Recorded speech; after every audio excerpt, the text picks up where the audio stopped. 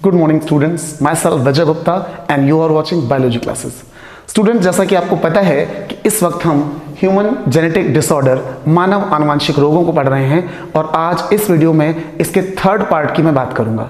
जैसा कि human genetic disorder के पार्ट 1 और 2 में आपने कुछ डिजीजेस को पढ़ा, जिसमें पार्ट 1 में मैंने आपको डाउन सिंड्रोम और एडवर्ड सिंड्रोम बताए, ऐसे ही पार्ट 2 में आपको टर्नर सिंड्रोम और क्लिनेफेल्टर सिंड्रोम बताए गए। आज इस पार्ट 3 में मैं बात करूंगा जीन रिलेटेड डिसऑर्डर्स की, जिसमें हम बात करेंगे सिकल सेल एनीमिया की। तो आपको बता दूं स्टूडेंट्स, थोड़ी सी बेसिक इंफॉर्मेशन कि हमें पता है कि हमारी बॉडी के अंदर क्रोमोसोम्स हैं, ठीक है, और क्रोमोसोम्स पर पाए जाते हैं जीन्स। तो मान लीजिए किसी भी क्रोमोसोम पर लाइन से जीन्स लगे हुए हैं और जीन्स हमारी बॉडी के अंदर अलग अलग कैरेक्टर्स को रेगुलेट करते हैं, नियमित करते हैं। उदाहरण के लिए हमने इनके नाम रख दिए ABCDEFG। तो कई सारे जीन्स हमारे गुणसूत्रों पर पाए जा रहे हैं, हमारे क्रोमोसोम्स पर पाए जा रहे हैं, जो हमारी बॉडी के अलग अलग लक्षणों को प्रभावित कर रहे हैं। लेकिन अगर कभी ऐसा हो जाए कि कोई एक जीन अपना काम करना बंद कर दे, सपोज करें ये A नाम का जीन है और ये प्रभावित हो गया, यानी कि इसमें हो गया म्यूटेशन। म्यूटेशन का मतलब उत्परिवर्तन। तो म्यूटेशन या उत्परिवर्तन हो जाने से ये जीन अपना काम ठीक तरह से नहीं करेगा और शरीर के अंदर कोई ना कोई बीमारी हो जाएगी। तो ऐसी बीमारियां जो जीन्स की वजह से होती हैं या जो जीन्स में म्यूटेशन की वजह से होती हैं, उन्हें हम कहते हैं जीन रिलेटेड डिसऑर्डर्स। तो जीन रिलेटेड डिसऑर्डर्स में आपको पता है कि हमारे पास जो ऑटोसोम होते हैं उनमें भी और जो सेक्स क्रोमोसोम होते हैं उनमें भी, ऑटोसोम में भी जीन्स पाए जाएंगे और सेक्स क्रोमोसोम में भी जीन्स पाए जाएंगे। आज हम बात करेंगे ऑटोसोमल डिसऑर्डर की, यानी जीन रिलेटेड डिसऑर्डर में जो पहला भाग है वो है ऑटोसोमल डिसऑर्डर्स का, जिसमें मैं बात करूंगा इस वीडियो में सिकल सेल एनीमिया की। तो आज आते हैं टॉपिक पर। यहां पर एक बात और क्लियर करना चाहूंगा स्टूडेंट्स कि जिन लोगों ने अभी तक हमारा पार्ट 1 और 2 नहीं देखा है ह्यूमन जेनेटिक डिसऑर्डर का, तो मेंशन करना चाहूंगा कि उसे आप जरूर देख लें, नहीं तो इस वीडियो में आपको थोड़ी बहुत कहीं पर कंफ्यूजन हो सकती है। तो अब मैं बात करने वाला हूं सिकल सेल एनीमिया।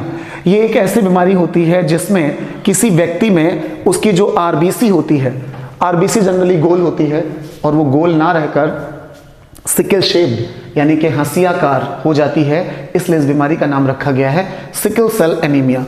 जब हमारी आरबीसी गोल रहती है तो उसकी ऑक्सीजन पकड़ने की जो क्षमता होती है, O2 कैप्चरिंग कैपेसिटी होती है, वो नॉर्मल रहती है।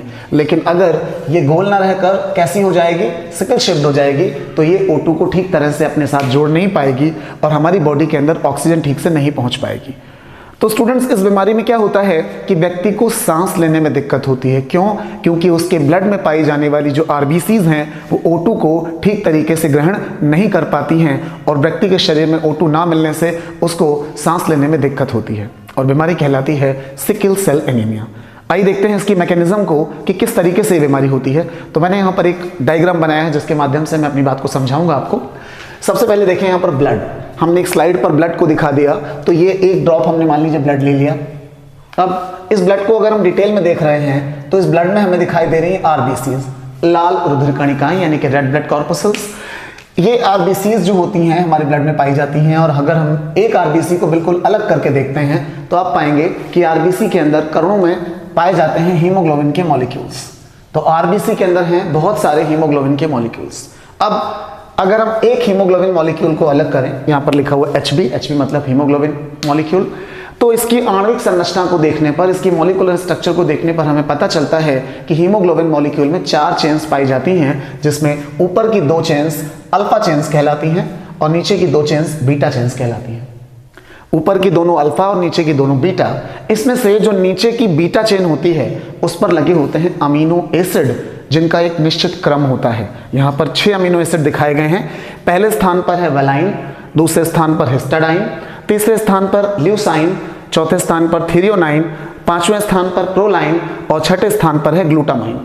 तो सभी की पोजीशन बिल्कुल निश्चित है और इस पूरी चेन को कंट्रोल करने के लिए यहाँ पर एक जीन है जिसका नाम है A+।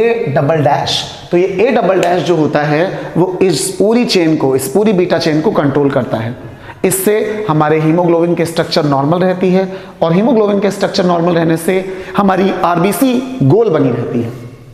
लेकिन अब इस बीमारी में क्या होता है कि ये जो A+, है ये म्यूटेशन की वजह से प्रभावित हो जाता है और अपना काम करना बंद कर देता है। हमने यहाँ पर इस तरीके से एरो लगाकर दिखाया है कि ये कहीं चला गया, इसका मतलब क्या हुआ कि ये काम नहीं कर रहा है, मतलब ये म्यूटेशन से प्रभावित हो गया है। जब कभी इस जीन में कोई म्यूटेशन हो जाएगा तो ये जो चेन बनी हुई है अमीनो एसिड्स की, ये डिस्टर्ब हो जाएगी।